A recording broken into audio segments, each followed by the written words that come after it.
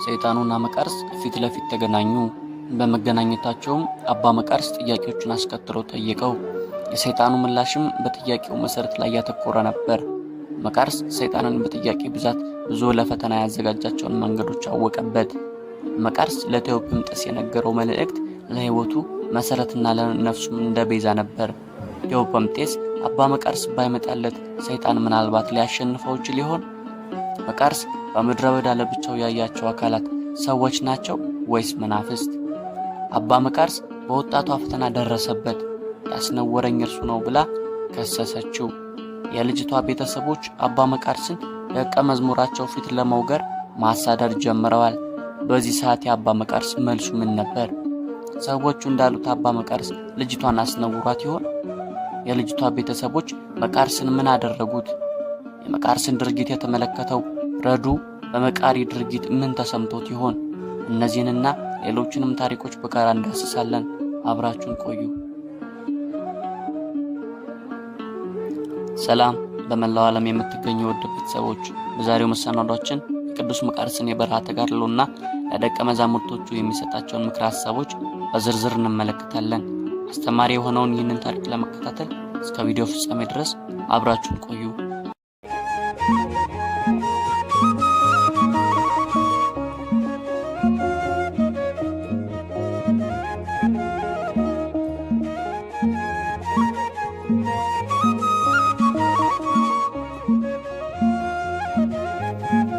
አባ መቃርስ በታላቁ በሴቲስ ምድረ በዳ ውስጥ ሲኖር እርሱ የመጀመሪያውና ብቸኛው መነኩሴ ነበር። እርሱ ከሚኖርበት በረሃ ወረድ ብሎ በሚገኘው በረሃ ውስጥ ግን ሌሎች ብዛት ያላቸው ወንድሞች ነበሩ። ከዕለታት አንድ ቀን አባ መቃርስ የመንገዱን ግራና ቀኝ ሲመለከት ሰይጣን በሰው ተመስሎ በሚኖርበት ጎጆ አጠገብ እያለፈ ነበር። ሰውየው ከጥጥ ተሰርቶ ዙሪያውን የተበሳሳ ልብስ የለበሰ ሲሆን በየቀዳዳው ውስጥ ትናንሽ አገልግሎች አንጠልጥሏል። በዚህ ጊዜ መቃርስ ወዴት እየሄድክ ነው ብሎ ጠየቀው። ሰይጣኑም የወንድሞችን ሕሊና ለበጠብጥ እየሄድኩ ነው ብሎ መለሰለት። መቃርስም መልሶ የእነዚህ ትናንሽ ቅሎች ጥቅም ምንድነው ብሎ ይጠይቀዋል። ሰይጣኑም ወንድሞች ቀምሷቸው ዘንድ ምግብ የያዝኩባቸው አገልግሎች ናቸው አለው። አባ መቃርስም ይህ ሁሉ አይነት በማለት ጠየቀው። ዲያብሎስም እንዲህ ብሎ ይመልስለታል። አንድ ወንድም አንዱን አይነት ምግብ ሲቀምስ ካልተስማማው ሌላኛውን አይነት ምግብ አቀርብለታለሁ። እርሱም ካልጣመው ሌላኛውን የምግብ አይነት ይቀምሳል። እንዲህ እያለ የሚስማማውን እስኪያገኝ ድረስ ከሁሉም አይነት ምግብ ይቀምሳል። በመጨረሻ ግን ከዚህ ሁሉ አይነት አንዱን ይመርጣል ይለውና በቅስፈት ካጠገቡ ይሰወርበታል። አባ መቃርስ ሰይጣኑ በሄደበት አቅጣጫ ተመልሶ ሲመጣ እስኪመለከት ድረስ እዚያው ቦታ ላይ ቆሞ ይጠብቀዋል። ከዚያም አጠገቡ ሲደርስ እያሾፈበት መልካም ጤና ላንተ አለው። ሰይጣኑም እንዴት ጤና ሊኖረኝ ይችላል በማለት ይነጫነጭበት ጀመር። መቃሪም ምን ለማለት እንደፈለገ መልሶ ሲጠይቀው ሁሉም ስለተቃወመኝ አንዳቸው እንኳን በሰላም አልተቀበሉኝም ብሎ ይመልስለታል። አባ መቃርስም እዚያ ታች ከሚኖሩ ሰዎች መካከል ጓደኛ የሚሆን ሰው አጣ ማለት ነው ሲል በድጋሚ ጠየቀው። ሰይጣኑም ለነገሩ እዚያ ታች አንድ ጓደኛ ነበረኝ፣ በእርግጥ እርሱ ቢቀበለኝም ልክ ሲመለከተኝ ያለበትን ቦታ እንደ ነፋስ አቅጣጫውን እየቀያየረ አስቸግሮኛል ብሎ መለሰለት። መቃርስ ይህ ሰው ማን እንደሆነ ሲጠይቀው ቴዎፕምጤስ ብሎ ከተናገረ በኋላ ይሰወራል። ከዚህ በኋላ አባ መቃርስ እርሱ ከሚኖርበት በረሃ በታች ወዳለው ገዳም ይወርዳል። በዚያ ያሉ አባቶች መምጣቱን ሲሰሙ እርጥብ የዘንባባ ዝንጣፊ ይዘው ይቀበሉታል። እያንዳንዳቸው በዚያች ሰዓት ያስቡ የነበረው ከኮረብታው ላይ ወርዶ የመጣው እኔ ዘንድ ነው እያሉ ነበር። እርሱም አጠገባቸው እንደደረሰ ቴዎፕምጤስ የሚባለው አባት ማን እንደሆነ ይጠይቃቸውና ያለበትን በዓት ሲጠቁሙት ወደዚያው ያመራል። ከዚያም ቴዎፕምጤስ ገና ሲመለከተው በበዓቱ ውስጥ በደስታ ተቀበለው። በበዓቱ ውስጥ ሁለቱ ብቻቸውን ሲቀሩ አባ መቃርስ ቴዎፕምጤስን እየበረታ ነው ብሎ ጠየቀው።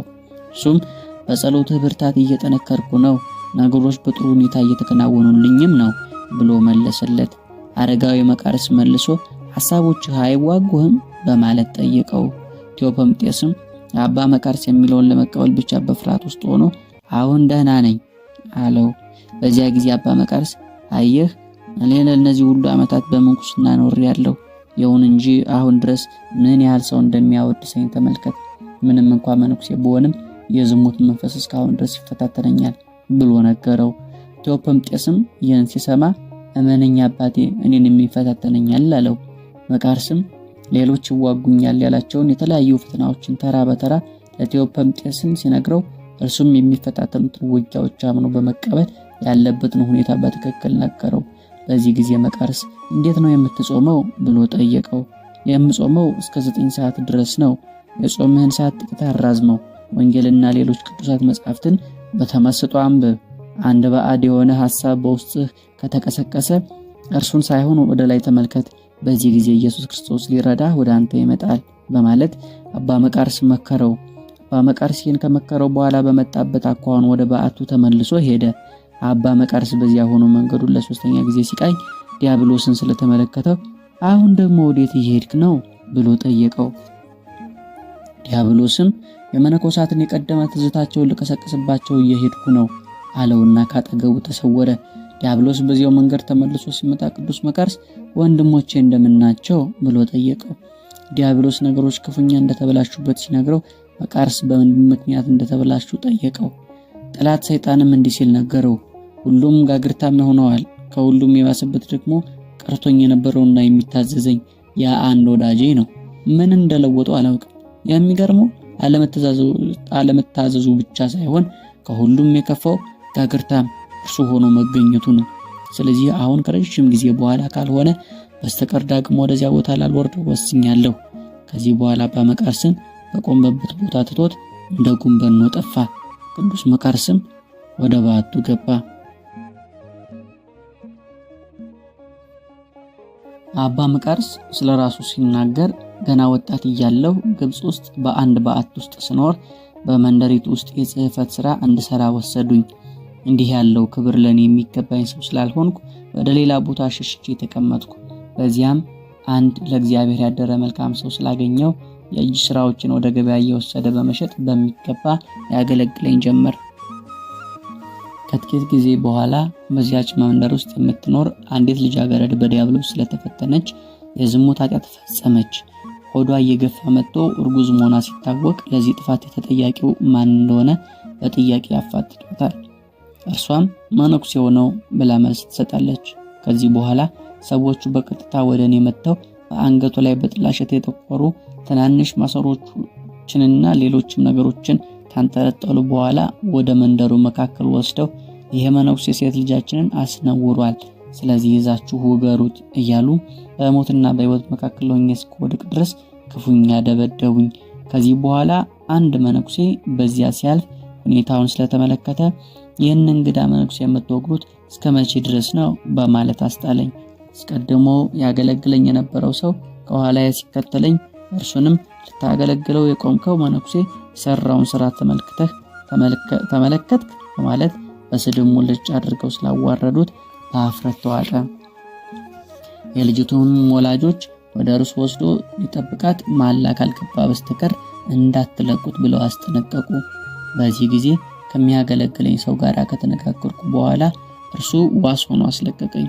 ከዚህ በኋላ ወደ በዓቴ ሄጄ የሰራኋቸውን ቅርጫቶች በሙሉ ለደበደቡ ሰዎች ሰጠኋቸውና እነዚህን ሽጡና ለባለቤት የምትበላውን ነገር ገዝታችሁ ስጧት አልኳቸው። ይህን ብዬ ራሴን መቃርስ ሆይ ለአንተ የምትሆን ሚስት አግኝተሃል። ስለዚህ እርሷን የሚያኖር ተጨማሪ ገቢ ስለሚያስፈልግህ ጠንክረህ ልትሰራ ይገባሃል አልኩት። ከዚህ በኋላ ቅርጫቶቼን ቀንና ሌሊት በትጋት እየሰራው ሸጬ ወደ እርሷ መላክ ቀጠልኩ። ከወራት በኋላ ይህች ምስኪን ልጅ የመውለጃዋ ቀን ሲደርስ ምጧ ለብዙ ቀናት ቆየባት። በዚህ ጊዜ ወገኖቿ ተሰብስበው ምንድነው ነገሩ ብለው ጠየቋት። እርሷም ምን እንደሆነ አውቃለሁ፣ በሐሰት የመነኩሴውን ስም ስላጠፋሁ ነው። ሊወቀስ የሚገባው እርሱ ሳይሆን እገሌ ነው ብላ ያስረገዛትን ሰው ስም ተናገረች። በዚህ ጊዜ የሚያገለግለኝ ሰው በደስታ እየፈነጠዘ ወደ እኔ መጥቶ ልጅቱ መነኩሴው ምንም አላጠፋም፣ እኔ ዋሽቼ ነው ብላ እስክትመሰክር ድረስ ፈጽሞ ልትወልድ አልቻለችም ነበር። አሁን በመንደሯ ውስጥ ያሉት ሰዎች ሁሉ ወደ አንተ መጥተው ንስሐ ለመግባት እየተዘጋጁ ነው በማለት ነገረኝ። ይህን ስሰማ ሰዎች ሊረብሹኝ ይችላሉ ብዬ ስለፈራው አሁን ወዳለሁባት ወደ ሴቲስ መጣሁ። በዚህ ቦታ የመጣሁበት ዋናው ምክንያት ይህ ነው።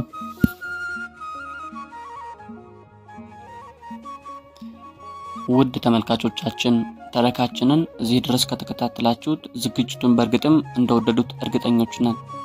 ከተለያዩ መጽሐፍት የሚገኙ መንፈሳዊ ታሪኮችንና ተጋድሎችን እየሰሙ ሕይወትዎን ሊቀይሩ ከወደዱ ቻናላችንን ላይክ፣ ሼር፣ ሰብስክራይብ በማድረግ መንፈሳዊ ተረኮችን ያዳምጡ። እንዲሁም በየጊዜው የሚለቀቁ መንፈሳዊ ተረካዎች እንዲደርሶ የደወል ምልክቷን ይጫኑ። አሁን ወደ ጀመርነው ታሪክ እንመለስ። አብራችሁን ሁኑ። አንድ ቀን ግብፃዊ መቃርስ አባ ጳምቦን ለማግኘት ከሴቲስ ተነስቶ ወደ ተራራማው ሀገር ወደ ንጥሪያ ሄደ። በዚያ የሚገኙ በእድሜ የገፉ መነኮሳት አባቶችም አባታችን እባክህ ያለህን ቅዱስ ቃል አጋራን ይሉታል። እርሱም እኔ መነኮሳትን ተመልክቻለሁ እንጂ ገና መነኩሴ አልሆንኩም። ከዕለታት አንድ ቀን በበዓቴ ውስጥ ተቀምጬ ሳለሁ ሐሳቤ ወደ ምድረ በዳ በመውረድ መመልከት የምችለውን ነገር እንድመለከት እየነዘነዘ አላስቀምጥ አለኝ። ይህ ሐሳብ ምናልባት ፈተና ሆኖ ከዲያብሎስ የመጣ ሊሆን ይችላል ብዬ በማሰብ ለ5 ተከታታይ ዓመታት ከዚህ ሐሳብ ጋር ስዋጋ ቆየሁ። ይሁን እንጂ ከዚህ በኋላም ይህ ሐሳብ ሊተወኝ ስላልቻለ ተነስቼ ወደ ምድረ በዳ ወረድኩ። ጭልጥ ባለው በረሃ ውስጥ አንድ ባህር በመካከሉም ደሴት ተመለከትኩ። ከምድረ በዳው ውስጥ የሚኖሩ አራዊት ወደዚያ እየመጡ ከባህሩ ውሃ ይጠጡ ነበር። በአራዊቱ መካከል 2 ሰዎች ወደዚያው ሲያመሩ ስመለከት ግን መናፍስት ይሆናሉ ብዬ ስላመንኩ ፈራው። መላ ሰውነት የሚንቀጠቀጥ ጀመር። ሰዎቹ መንቀጥቀጤን ሲመለከቱ ሰዎች ስለሆንን አትፍራ አሉኝ። በመረጋጋት ከወዴት ነው የመጣችሁት? ወደዚህ በረሃስ እንዴት ልትመጡ ቻላችሁ? በማለት ጠየቅኳቸው። እነርሱም የመጣነው ከገዳም ሲሆን ከ40 ዓመታት በፊት እዚህ ቦታ ላይ ለመገናኘት ተቀጣጥረን ነበር። አንዳችን ግብፃዊ ስንሆን አንዳችን ደግሞ ሊቢያዊ ነን አሉኝና ቀጥል አድርገው ዓለሙ እንዴት ነው? ውሃው በወቅቱ ይሞላል? ዓለሙ በብልጽግና እየተደሰተ ነው? በማለት ጠየቁኝ።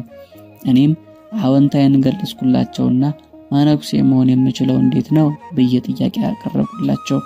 ሰዎቹም በዓለሙ ውስጥ ያለህን በሙሉ ካልተውክ መነኩሴ ልትሆን አትችልም ብለው መለሱልኝ። እኔ ደካማ ስለሆንኩ እንደናንተ ይህንን ለማድረግ አልችልም አልኳቸው። እነዚህ አባቶች ይህንን ሲሰሙ እንደኛ ለመሆን ካልቻልክ ተመልሰ በዓትህ ውስጥ ግባና ስለ ኃጢአትህ አልቅስ አሉኝ። ትኩር ብዬ አየኋቸውና ክረምት ሲገባ ሰውነታችሁ በቅዝቃዜ አይደነዝዝም? በበጋ ወራትስ በፀሐይ ሐሩር አይነድም? በማለት በመገረም ጠየኳቸው። እነርሱ ግን እንዲህ ባለው ሕይወት ውስጥ እንድንኖር ያደረገው እግዚአብሔር ነው።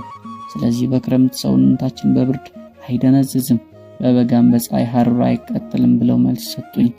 አያችሁ መነኮሳት አባቶቼ፣ አስቀድሜ እኔ መነኮሳትን ተመልክቻለሁ እንጂ ገና መነኩሴ ያልሆንኩም ያልኳችሁ በዚህ ምክንያት ነው።